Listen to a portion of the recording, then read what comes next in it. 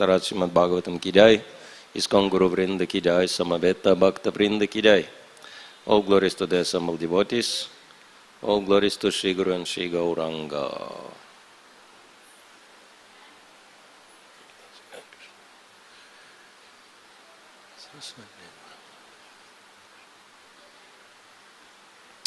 Om Gyantimirandasya Gyananjana Shulakaya Chakshurunmilitam Yana Tasmai Shri Gurave Namaha. Shri Chaitanya Manobishtam Stapitam Yana Bhutale Swayam Rupa Kadamayam Dadati Swapadantikam Vandeham Shri Guru Shri Yatapada Kamala Shri Gurun Vaishnavamscha Shri Rupam Sagrajatam Sahaganam Raghunatan Vitam Tam Sajivam Sadvaitam Savadhutam Parijanam Sahitam Krishna Chaitanya Devam Shri Radha Krishna Padan Sahagana Lalita Shri Vishakhan Vitamscha He Krishna Karuna Sindhu Dina Bandhu Jagatpate Gopesha Gopika Kanta Radha Kanta Namastute Tapta Kanchana Gorangi Radhe Vrindavaneshwari Vrishabhano Sute Devi Pranamami Hari Priye Vancha Kalpatarubhyascha Kripa Sindhu Vevacha Patitanam Pavanepyo Vaishnavepyo Namo Namaha. Shri Krishna Chaitanya Prabhu Nityananda Sri Advaita Gadadhar Shiva Sati Gaura Bhakta Vrinda. Hare Krishna Krishna Krishna Hare Hare Hare Rama Rama Rama Hare Hare. Bhutay Mahatpriya Mahapuro Vibhur Nirmay Kshati Yadamusha Purusha Punkte Ganan Sada Sada Satmakalan Krishishta Bhagavan Vachamsi Me. Om Namo Bhagavate Vasudevaya. Om Namo Bhagavate Vasudevaya. Om Namo Bhagavate Vasudevaya.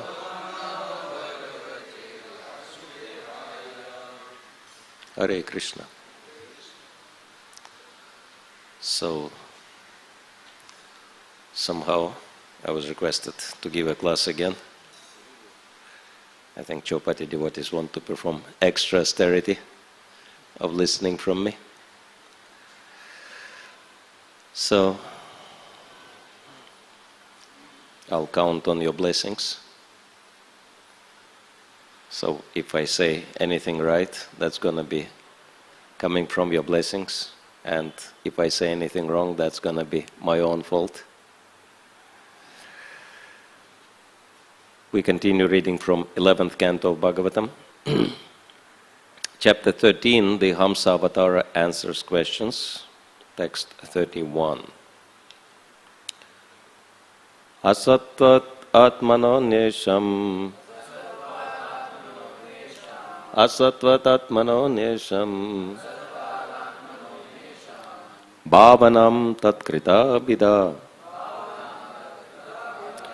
Bhavanam tatkrita bida. Gatayo hetavaschasya. Gatayo hetavaschasya. Mrishasvapna drishoyatha. Mrishasvapna drishoyatha. Asatvadatmano nyesham. Bhavanam tatkrita bida. Gatayo etavaschasya. Mrishasvapna drisho yatha.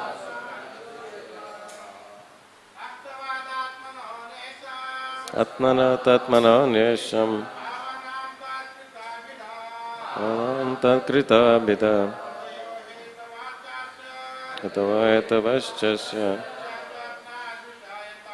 Mrishasvapna drisho yatha. Satvaratmana nisham. Bhavanam tatkrita bida. Gataya etavaschasya. Vishasvapnadrisha yatha Sattvadatmananyesham Bhavanam tat kritamidam Gatavahidavaschasya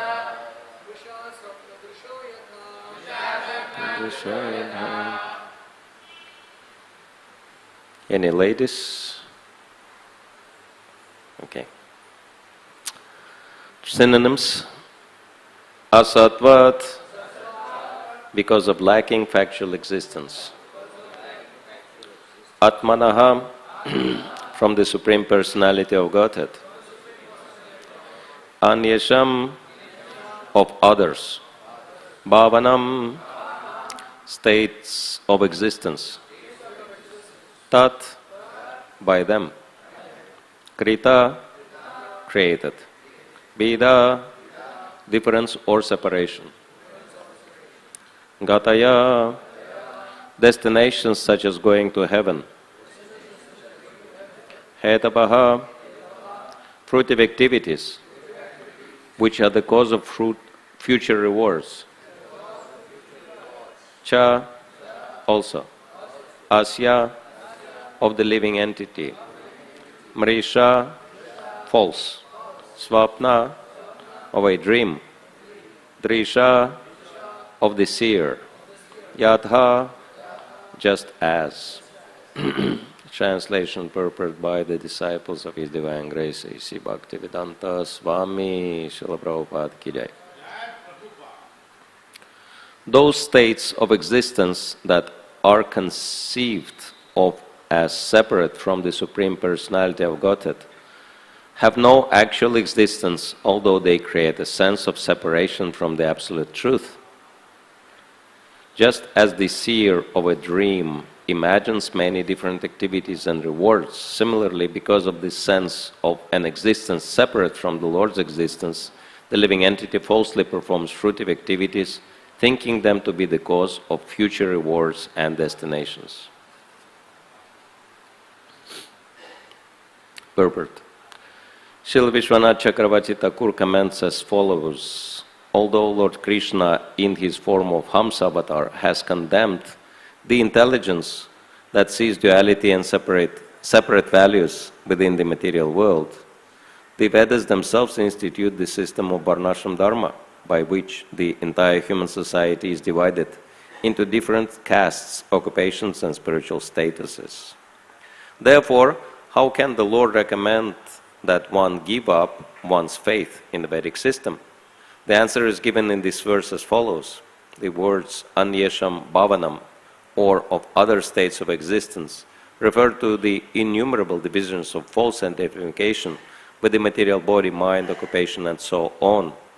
Such identification is illusion, and the material divisions of the Varnashrama system are certainly based on this illusion.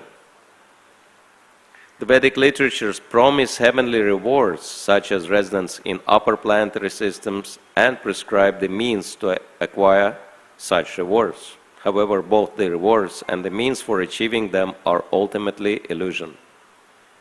Since this world is the Lord's creation, one cannot deny that its existence is also real. Yet the living entity who identifies the creation of this world as belonging to himself is certainly in illusion.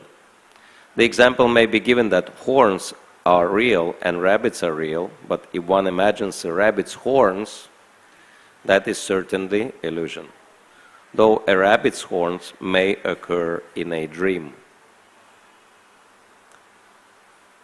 Similarly, the living entity dreams of a permanent relationship with the material world. One may dream that one is feasting on sumptuous sweet rice prepared with milk and sugar, but there is no actual nutritional value in the dream of royal feasting. Srila Bhakti Siddhanta Saraswati Thakur remarks in this regard that just as one soon forgets the experience of a dream after awakening, similarly, a liberated soul in Krishna consciousness does not see anything substantial in even the most exalted rewards offered by the Vedas, such as promotion to the heavenly planets. Therefore, Lord Krishna advised Arjuna in Bhagavad Gita to remain fixed in self-realization without being deviated by fruitive rituals performed in the name of religion.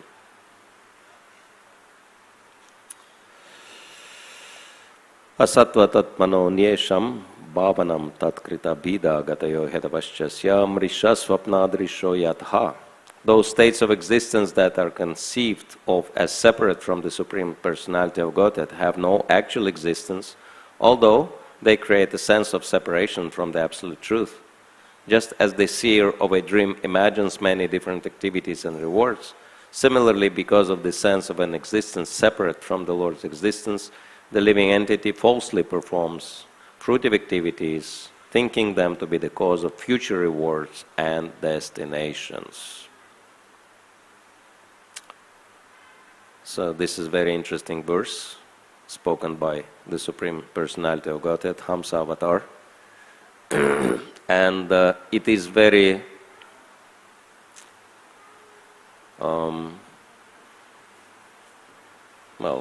it is very well connected to one of the main verses of Srimad Bhagavatam. Anyone knows which verse we are talking about? It's one of the Chatur Shloki Bhagavatam. It is second canto, chapter 9, text 34.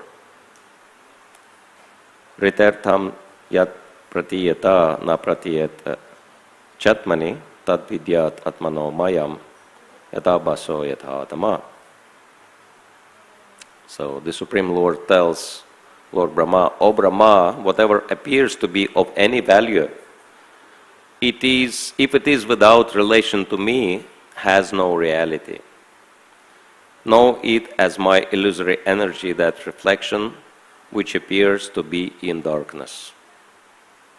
And so in this verse, Krishna actually elaborates how the Maya works, right?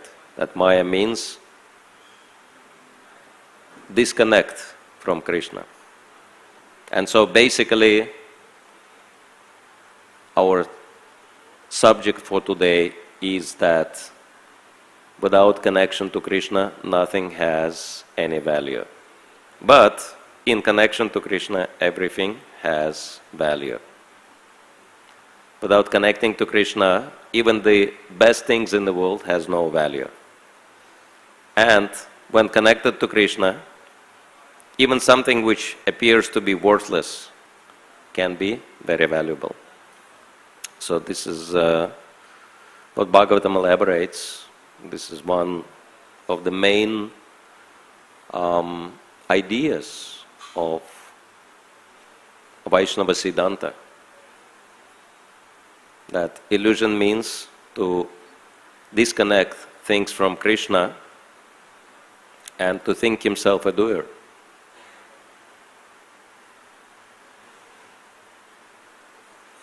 I might think that I am giving Bhagavatam class, right? I am speaking, I am moving, I am multitasking. You know that all of us are multitasking? We can at the same time breathe, blink, and think. How genius we are, right? And also beat our hearts. So there are so many things in the body which we even have no idea how they're happening. So that's why Krishna says in Bhagavad Gita that Prakriti Kriya Manani Gunaya Karmani Sarosha Ahankaro Vimutatma Kartaham iti manyate.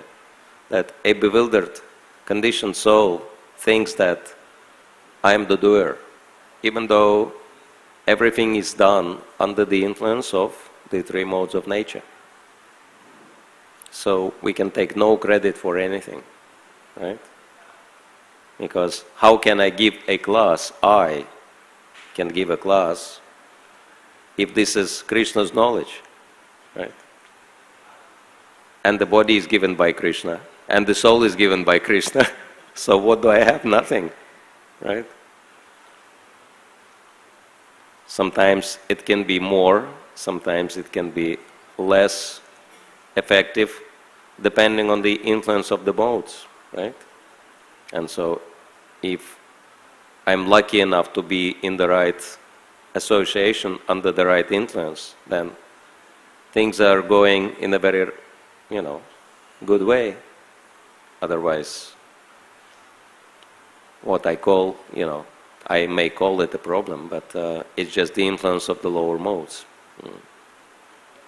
And we are only observing and desiring things to happen, right? And that's why it's really important to have right motivation. Actually, the entire Bhagavatam and the entire Vaishnava philosophy is helping us to understand that it's a motivation which is the most important in Krishna consciousness, right? That's why devotees joke that it's better to be in bed and think of Bhagavatam than to be at Bhagavatam class and think of bed, right? And it's not to encourage you to go and lie during Bhagavatam class in bed and think of Bhagavatam, but comparatively speaking. Of course, the best thing is to be at the Bhagavatam class and think of Bhagavatam, right? And so, the problem with seeing things as separate from Krishna is that we think it's ours. This world is ours to enjoy, and then think ourselves to be the lords and the masters of this world. And it's very interesting that Krishna, just because we wanted to be in this illusion, he removes himself from the picture, and he's existing as unseen witness of all our activities, and actually allows us to do whatever we want to do, right? Execute our free will. But sometimes, of course, he shows us special mercy by speaking to us through the heart. In Calcutta temple, devotees have very interesting arrangement. They have children's playground in a courtyard of the temple, and there is a big tree there. And so they fixed a surveillance camera to the tree to observe what children are doing. And of course, sometimes children are getting too naughty, and so one devotee is observing them. And they were thinking, how do we control children, make sure that they don't become too naughty? So devotees are very creative people. So they put a kind of mask, very kind of ferocious looking mask on the top to cover that surveillance camera. So actually surveillance camera is looking through the eye of the mask. And then they connected some loudspeaker to the mouth of the mask. And then if children are getting too naughty, and the devotee is looking, observing their activities, and then that devotee through the microphone, he says in a very grave voice, "Children, stop being naughty, otherwise I'll be upset." And then children thinking, okay, this mask, this talking head is threatening us, so we should behave ourselves, right? So like that. So, but the Lord is also observing our activities, right? And sometimes if we get too naughty, He gives us a warning, either through the heart as the super soul, and sometimes using even other people to help us understand something, or using even other living entities. That's why the description given in this canto is also of one Avadut Brahmana who achieved perfection just by staying alone. And then Maharaj Yudhishthir was asking, so how did you achieve perfection? And he said, oh, I have many gurus who were teaching me many important lessons. And so his gurus were not just human beings, but even animals and insects, etc. So he was learning from everybody. So if we are sincere in Krishna consciousness, then there is no shortage of guidance.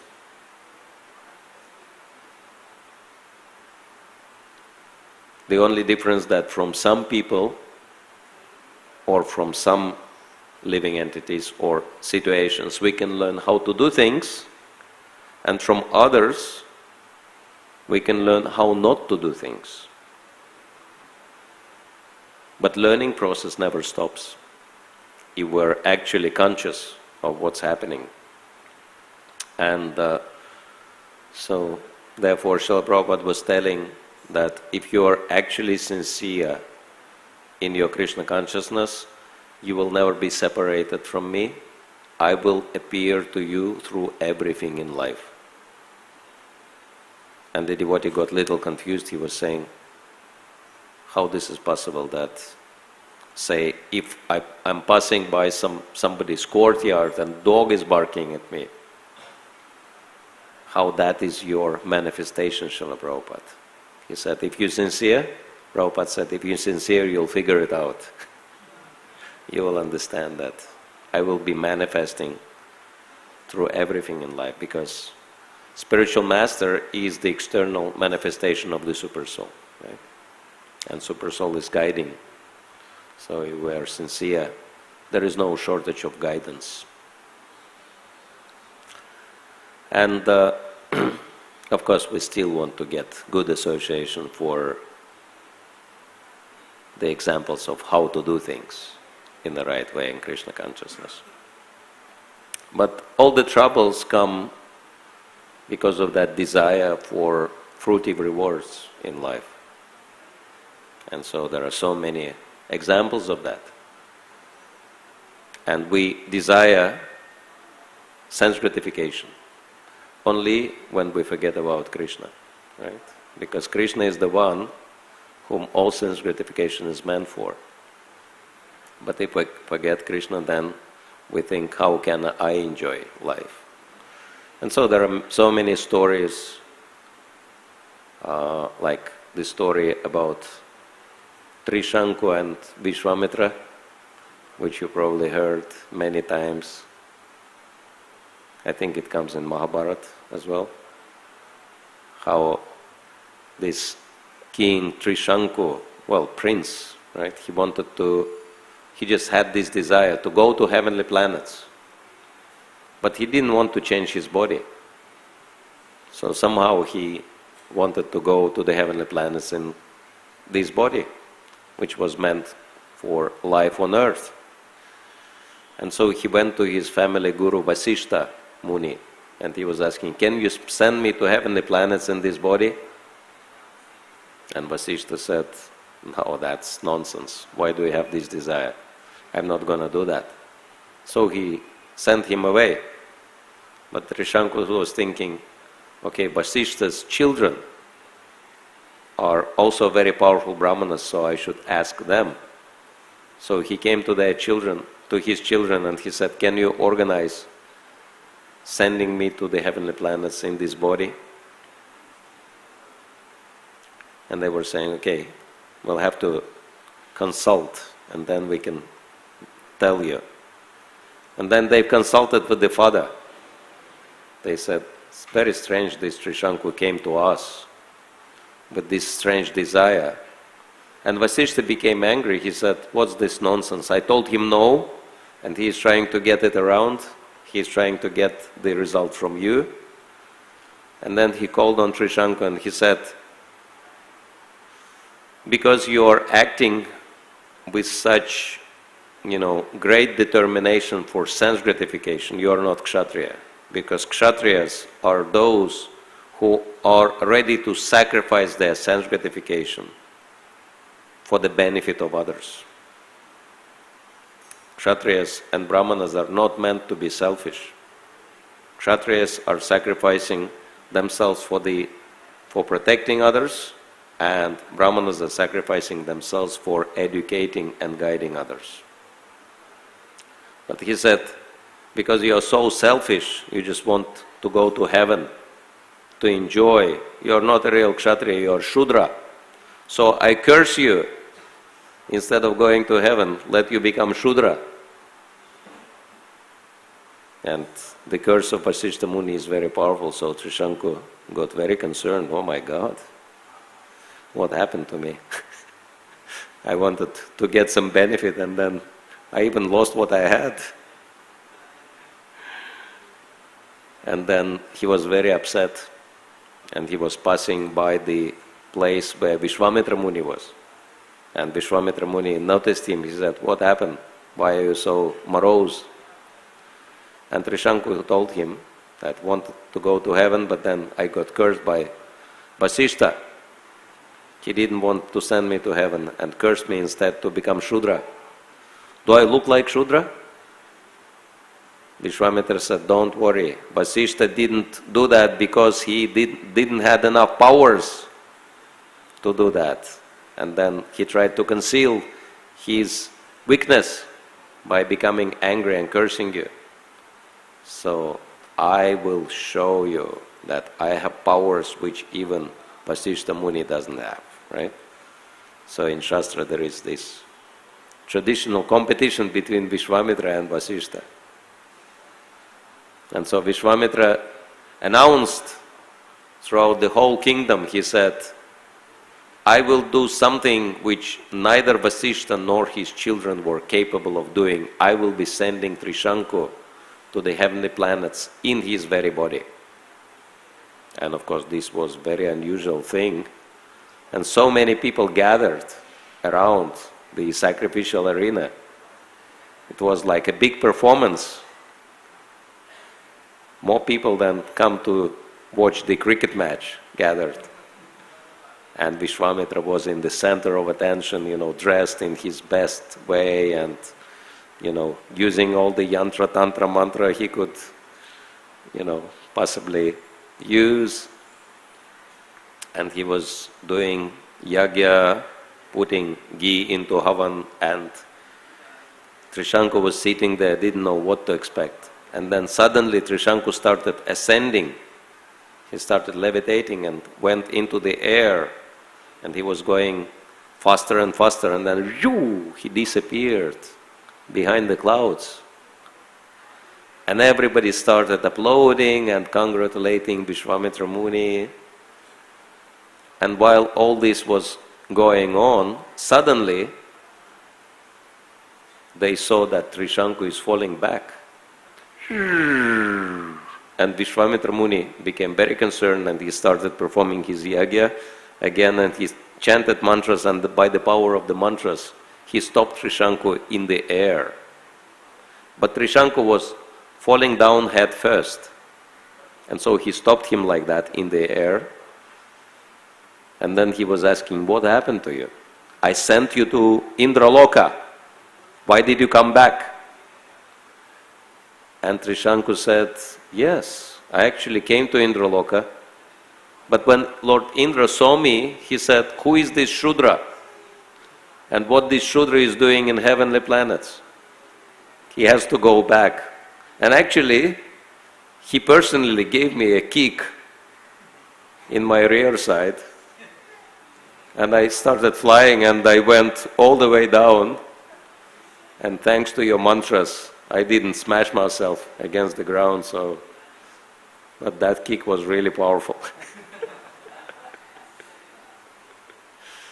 And Vishwamitra suddenly experienced a big hurdle in his mission of sending Trishanku to heaven. That was Indra himself. Wow.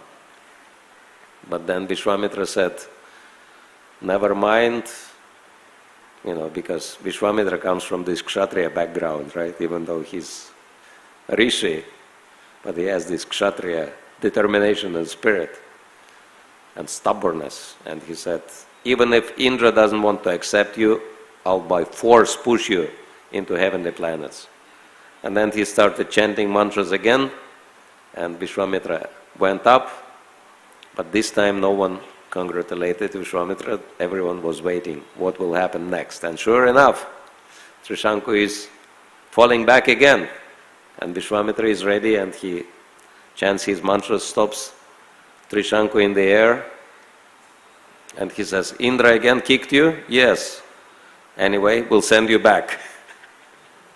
Then he sent him back, and it's described that in this way Vishwamitra and Indra were playing with Trishanku, sending him up and down, as if he was a ping pong ball, right? And they were like playing him like that. And you can imagine Trishanku got so many kicks from Indra, and it was pretty painful.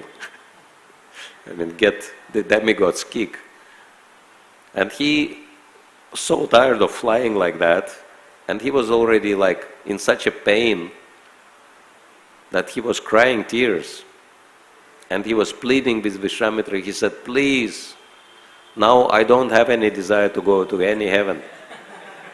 I just have a desire to stand with my feet on earth. Never mind whoever I am, Shudra, I just want a peace. Forget about this bliss, let me have some peace. But by then he became a victim of Vishwamitra's stubbornness. He said, anyway, I'll send you up. And so this was going on for a while, and then Vishwamitra realized, no, Indra is too powerful. I cannot force Trishanku into heaven. And then he thought about it, and he said, okay, never mind. I will create a special heavenly planet just for you with my powers. And in this heavenly planet, everything will be topsy-turvy, upside down, to make you comfortable to stay there. And so this is what he did.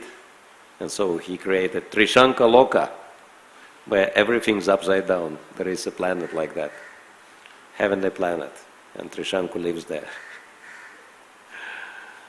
So we can see that attempts to achieve heaven are so troublesome, right? And even if you achieve it, it's all topsy-turvy. So it's not worth it. And plus it's temporary. So that's why intelligent people, as Narada Muni says, they never strive for any temporary results. Tasaiva hetu prayatata kovido. What's the use of working so hard for something you're going to lose anyway, right? So that's why devotees are called the most intelligent people, because they strive for the purpose, for the goal, which is beyond the three worlds, which is eternal, unlike heavenly planets. And even if some desire remains in the heart for sense gratification, Krishna is very merciful, and so by his mercy he removes that desire from the devotee's heart.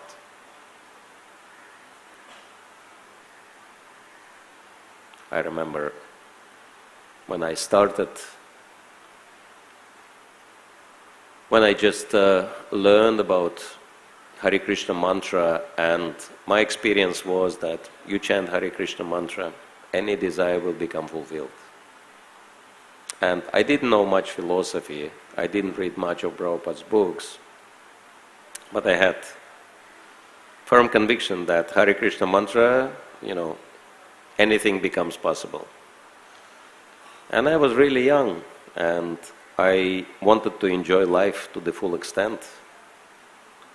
And if you have plenty of money, then everything becomes possible in life, right? And so I was chanting Hare Krishna mantra with this idea to enjoy, and Krishna gave full facility. And I just dived into sense gratification. completely. And I tried to enjoy to such an extent that very quickly I burnt myself out fully and actually ended up with serious depression. Because sense gratification definitely brings a lot of misery. It's just introduction to misery. But I still was so determined to try to enjoy, because I was thinking, this cannot be so. Everything is available in my life, and why am I so miserable? And actually one reason why I was so miserable because someone in my heart kept telling me, man, you're doing complete nonsense here. You have to change your ways. Otherwise you'll run yourself in a serious trouble. And I knew that this voice is right. And so I was getting more and more depressed.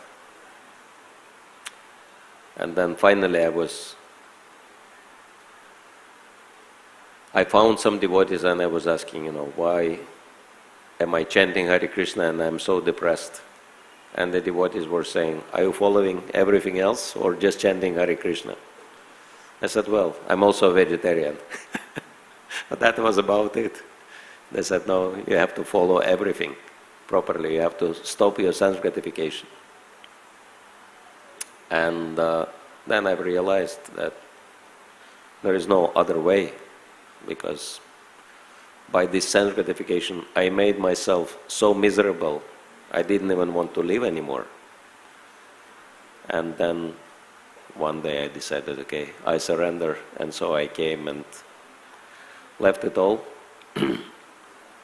And then real life started from that point. So sometimes it is like that, and just a memory of that misery which is sense gratification creating is enough to not even think about it. And it's interesting that even if little desire for sense gratification remains, Krishna is easily fulfilled, like removing that from the heart. We were traveling with one devotee from Switzerland, and we were planning our journey, flying from US to Australia, and we could either take direct flight or have a stopover in Hawaii. And I never been to Hawaii, and neither he was in Hawaii. And so he started preaching to me, and this stopover was absolutely free. Didn't change the price of the ticket at all. So we could have a free stopover in Hawaii. And so he was saying, we should visit Hawaii, because Prabhupada stayed there for such a long time and it's such a nice place. Don't you want to visit Hawaii? And I said, okay, let's have a stopover there. So we landed in Hawaii, and of course there is a very beautiful temple there, Prabhupada's quarters, where he spent a lot of time, and plenty of Prabhupada disciples. And one Prabhupada disciple told us that Hawaii was the only place on earth where Srila Prabhupada gave very interesting instruction to his disciples. He said, every single day you have to go to the ocean and bathe in the ocean and swim and enjoy the ocean. And so he said, since you are all in Hawaii, you have to fulfill Prabhupada's instruction. Let's go to the beach. I was thinking, okay, this is nice instruction. And Hawaii is a very beautiful place. Prabhupada was saying that if there is any place on earth which resembles heavenly planets, that's Hawaii. So anyway, we went to the ocean, and crystal clear water and snow white sand, very beautiful. And we were swimming and enjoying for more than an hour in the water, and then came back to the temple being very happy. But I had no idea that Hawaiian sun is actually radioactive.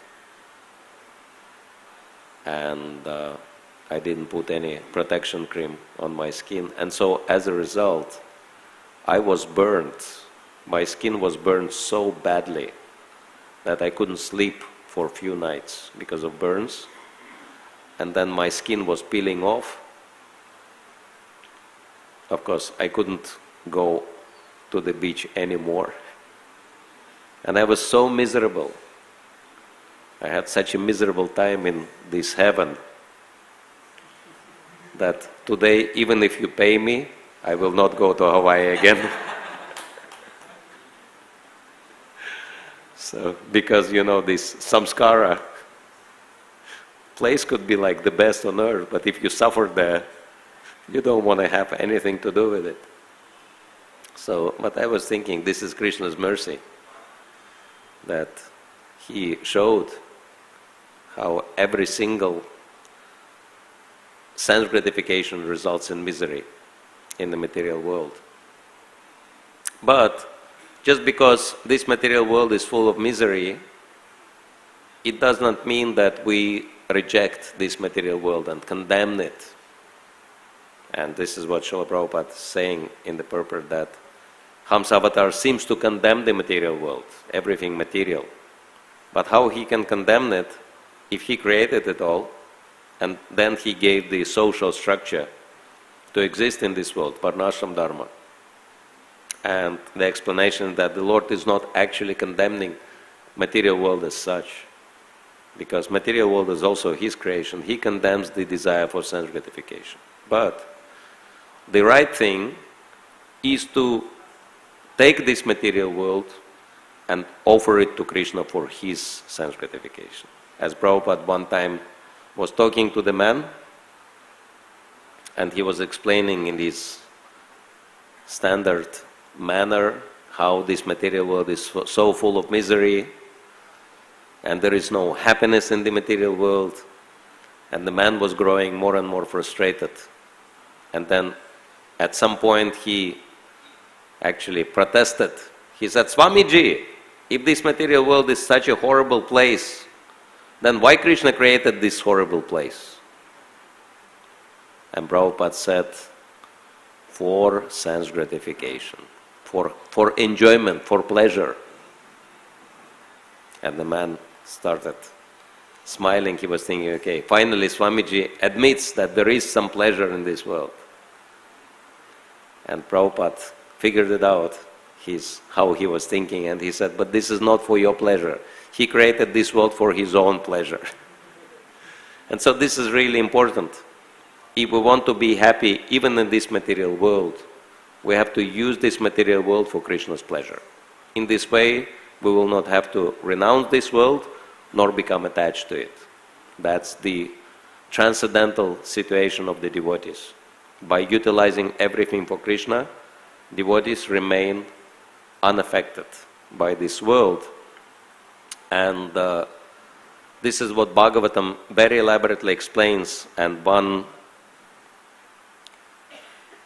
very important verse, actually there are a few verses like that in Bhagavatam, but one very important verse is spoken by Narad Muni in the first canto, 5th chapter, text 22.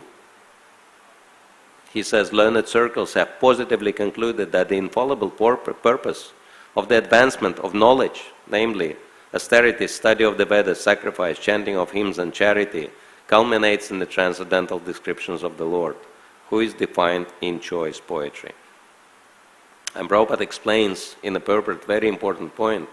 He says, when advancement of knowledge is applied in the service of the Lord, the whole process becomes absolute.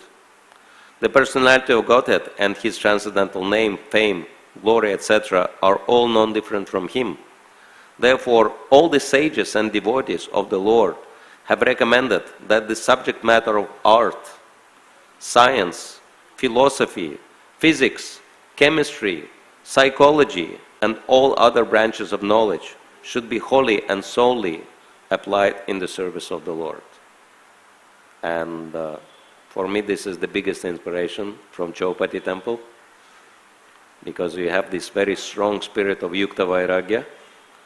And recently I learned that one of your leading devotees, Gaur Gopal Prabhu, he attained massive success with his book on personal development based on Krishna consciousness, and this book was sold more than 1 million copies worldwide. And so this is tremendous success. He reached out to so many people with the message of Krishna consciousness, making Krishna consciousness very relevant to them through, self-help means psychology, right? Applied psychology. And so he made it very, very relevant to people.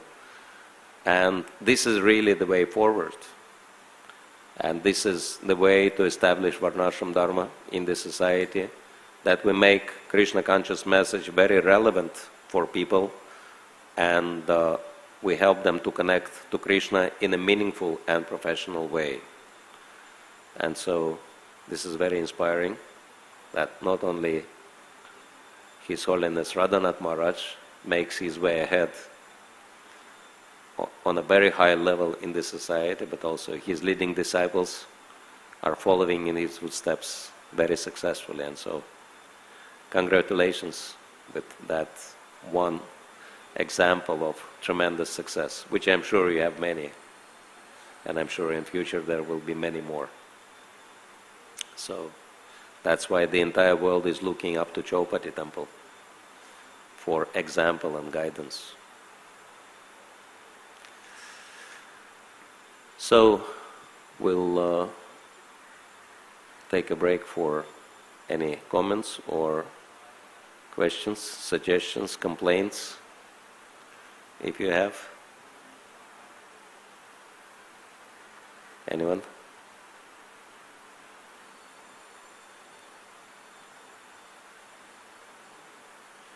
I'm sorry, if it was too boring,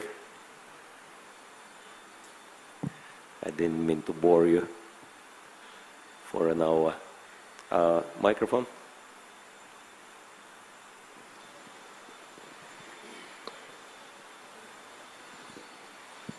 Hare Krishna. Thank you, Maharaj, for a wonderful class. Thank you. Maharaj, yesterday you told about some stories about your personal relationship with Girirajji. You gave one example. You might have some different examples also. Can you please... pastimes? Yes, pastimes. Of Giriraj. Okay. Oh.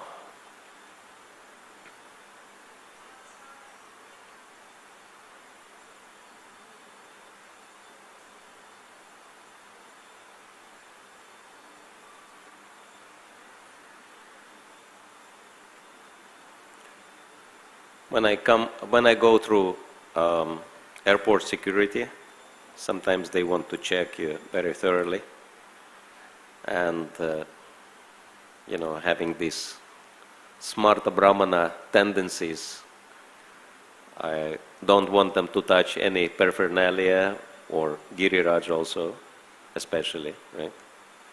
Because you're supposed to follow four-regular principles to do that and be clean, pujari clean for that, right? And definitely the security staff are not there. They don't have these standards. And so, and it's very interesting that if you focused on something in your mind, then it is happening. And one time I was really worried that they will check Giriraj as well and touch Giriraj, and actually hit him into my bead bag. And then the security officer, he said, I have to check all your luggage, so he checked it. And then he said, what's inside of this bag? Pointing at my bead bag. I said, these are chanting beads, but whatever is in this bag, these are all sacred objects, and they should not be touched by anyone else but me. He said, can I just show it to you? He said, okay, just show it to me with your hands. And then I pulled out beads, a little bit from the bead bag. He said, no, that you pull them all the way out of the bag. So I took the beads out, and obviously something was there in the bag also. Giriraj was there. And he said, anything else in the bag? And I didn't know how to explain to him what's in the bag, who is in the bag. And while I was, perplexed, he was thinking, I'm hiding something. And he became annoyed that I'm trying to hide something. He said, what's in there? And he actually grabbed the bead bag from outside, right? Pretty roughly. And I became angry at him. And I told him, didn't I warn you that you should not touch with your hands anything? These are sacred objects. And he said, what are you hiding there? Show to me immediately. But I said, I'll show you, but you should promise that you should not touch anymore. He said, okay. And he was really angry. I was really angry. It was kind of tense moment. And then I took Giriraj out and I opened the bag, and then to make sure that he doesn't touch him with his hands, I put it in front of his face and I opened the pouch. And I don't know what he expected to see in that bag, but probably the last thing on the planet he expected is to see a stone with eyes and smile. And then, he was like so angry and upset. But when I opened the pouch and he saw the Giriraj, his expression of face changed into the expression of a child who was caught doing something naughty. He had this expression of guilt on his face. And I don't know what Giriraj told him. But he started apologizing. He said, I'm really sorry that I forced you to kind of, show me what you had.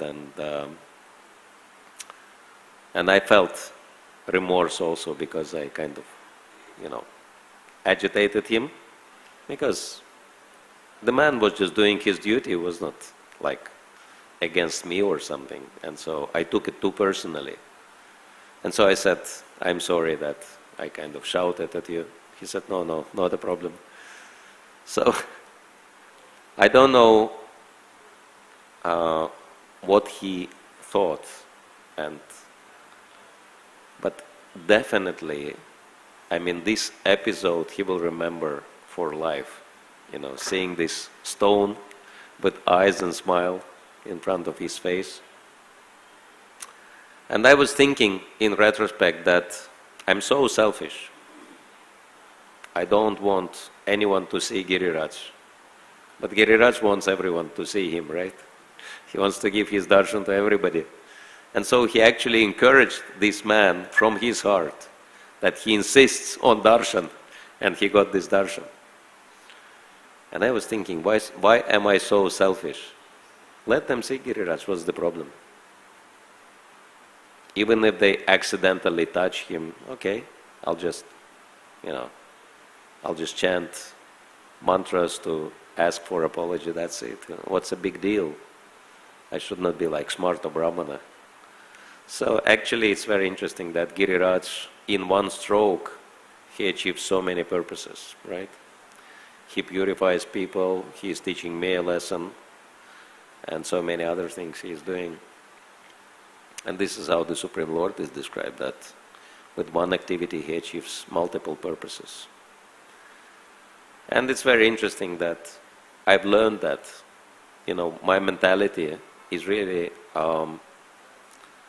reflecting on people. So when I go through the security being very tense, then they want to check me very thoroughly. Because they say, okay, this is tense guy. I might be thinking, why do they have to check me? I'm a Hare Krishna. Hare Krishnas are harmless, right? Peaceful people.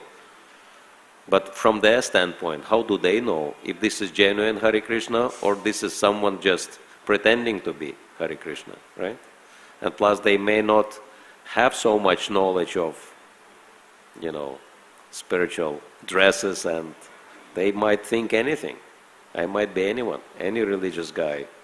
And religious people are, creating a lot of disturbance at the moment with their fanaticism and terrorism. So they have to be vigilant. And so, but actually this is their service to Krishna, because they provide security for everybody, including the devotees. They are also providing security for myself. So why should I be so much against them? Or why should I take so much exception to what they're doing? And once I've realized that for myself, I was thinking, no, I should be very friendly to these people, because this is their service to Krishna, to provide security.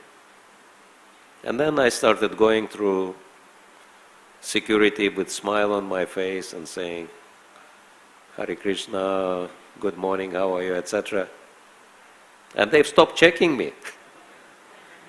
That's really amazing.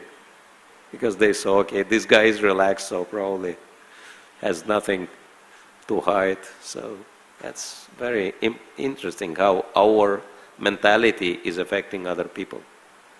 So we can just imagine if we become purely Krishna conscious, how that will affect everyone. It's mind-blowing, right? So that's why Krishna consciousness is the greatest achievement we could ever wish in our life. There is nothing more valuable. Hare Krishna. If anyone has anything else, otherwise we'll stop. Thank you all very much for your kind hospitality, and I'll be looking forward to have your association again sometime in future. Hare Krishna. Grantaraj Srimad Bhagavatam ki jai, Srila Prabhupada ki jai, Nitai Gaur.